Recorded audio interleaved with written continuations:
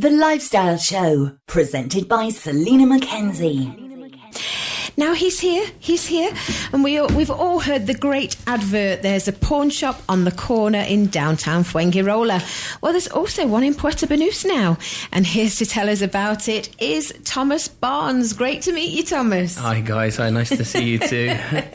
You must be a bit out of breath. Yeah, it's a lot of traffic on the road these days. Oh, bless you, yeah, there is, for sure. So, first of all, where is your shop in Puerto Banús? So it's located next to El Corte Inglés. It's got parking right at the front of the shop, and you can also park underneath it. It's not in the port itself, it's just towards the back. On the side of El Corte Inglés, that's used the least. It's not where the cars go in, it's on the other side. That's good, and it's good that you've got parking too. Easy That's to park. really You good. can even double park at the front quite easily. I've been doing it for months.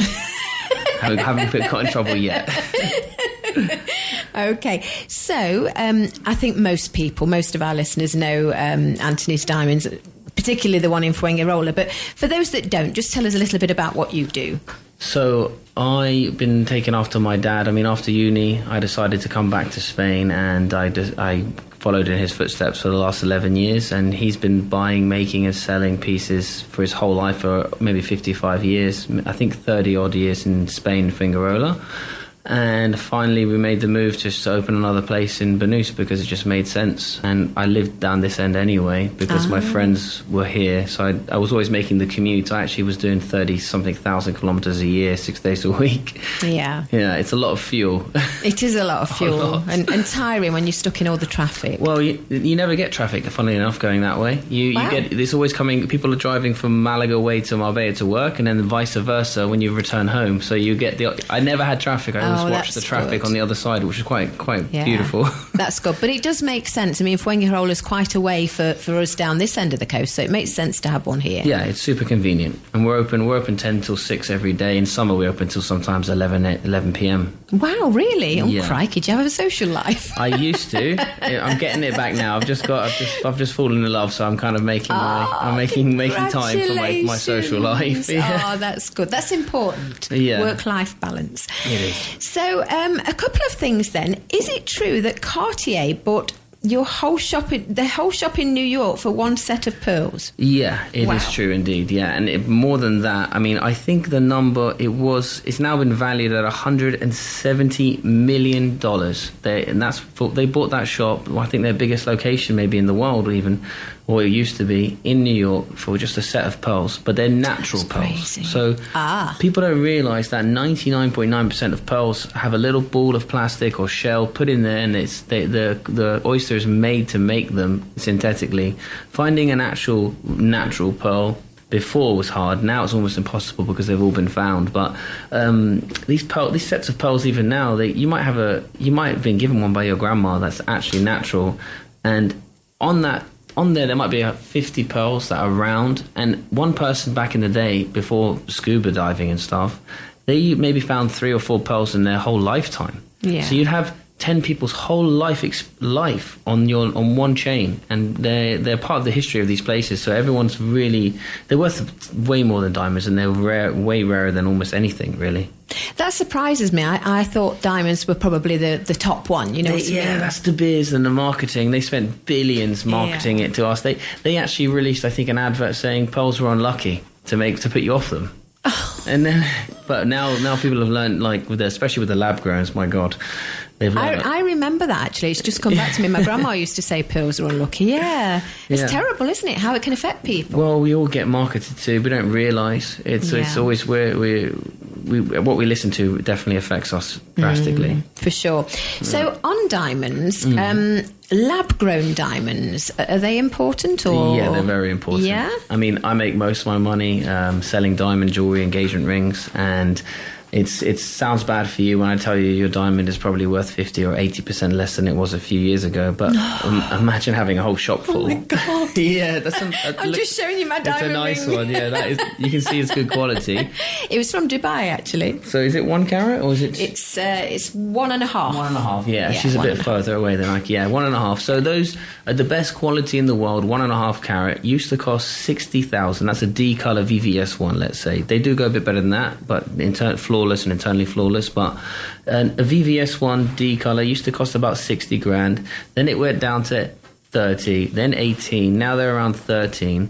I can get you the same thing in lab for about €200. No, the same thing. The same thing. How? The way I could explain it is, do you want to pay 30 grand for your ice, for your Coca-Cola? This ice I'm bringing you is very, very romantic. It comes from Antarctica. People died getting this ice. There's a lot of drama went into this ice.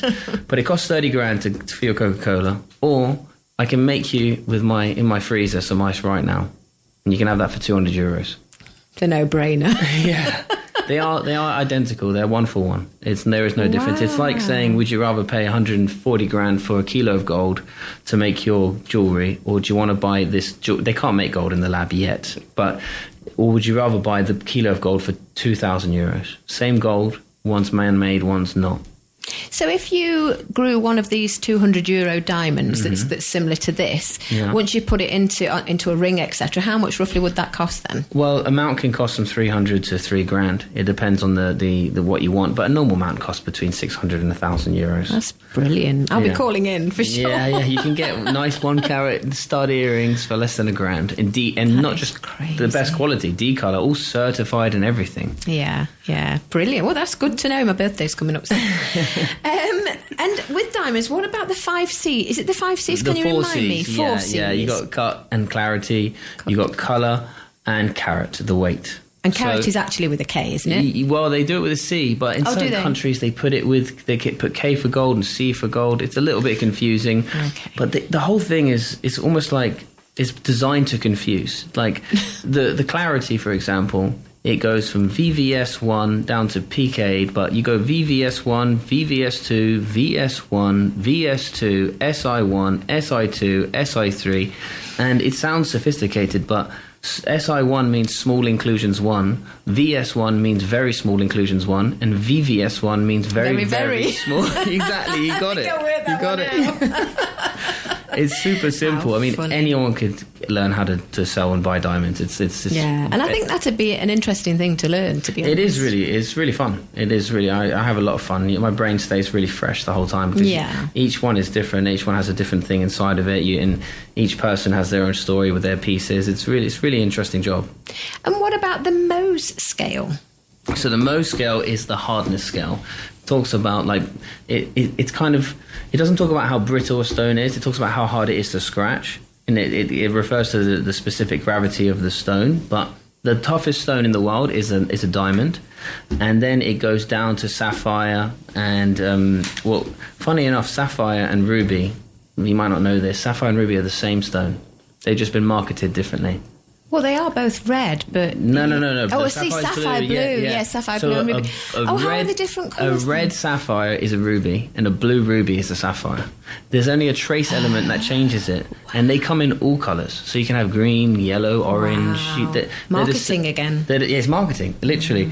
Well, what's quite interesting, which I learned a couple of years ago, is that a diamond is a 9, and a sapphire, I think, is an 8. And that's one difference. So it seems like you think that a sapphire would be really, really close to a diamond.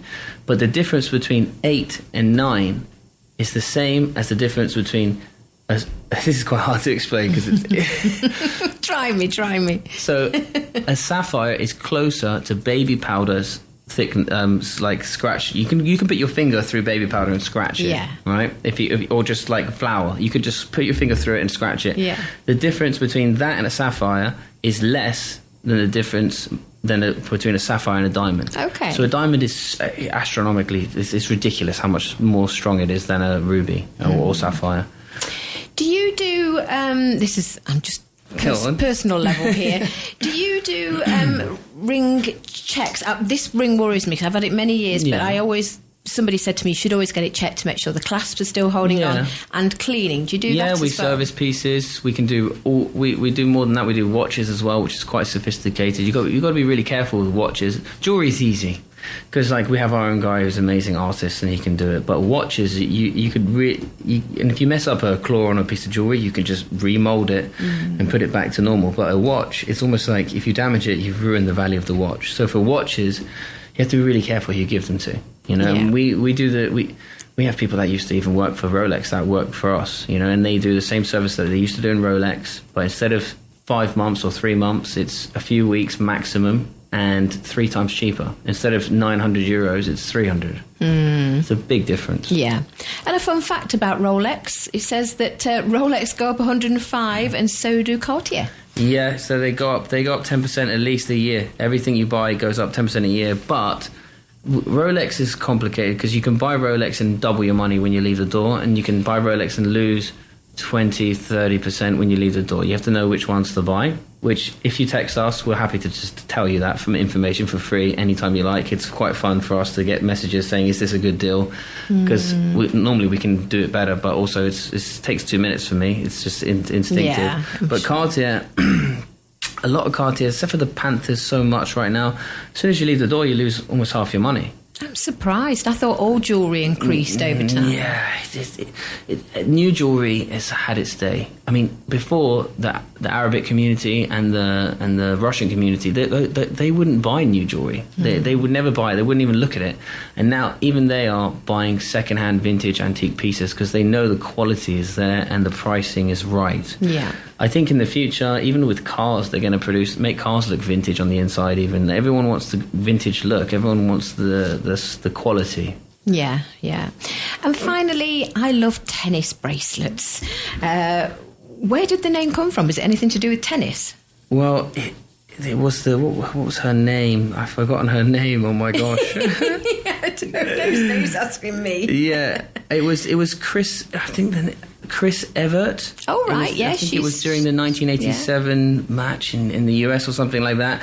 Her diamond bracelet snapped and fell off, and then she stopped to play to find it. And after that, everyone knew about tennis bracelets more, and they just called them. About this kind of bracelet because of the tennis match, and they just started calling them tennis bracelets, which everyone loves. Everyone loves them, and we make them now. Like I've made a €600,000 tennis bracelet for €10,000 in lab. And my friends bought this bracelet, this €600,000 in auction in Christie's, and they sold it back in Christie's. Now, 10 years later, they got 170 grand. But then I made them because they were sad they lost it. I made them an exact replica of the piece for €10,000. And you can get a nice sized tennis bracelet for like 2.5 grand. That costs 20 grand natural. Yeah. And it's still gold, it's still diamonds, but it's not. No one died finding the stones. Not like they did with the ice. Yeah, not with the ice, exactly. And where's your lab?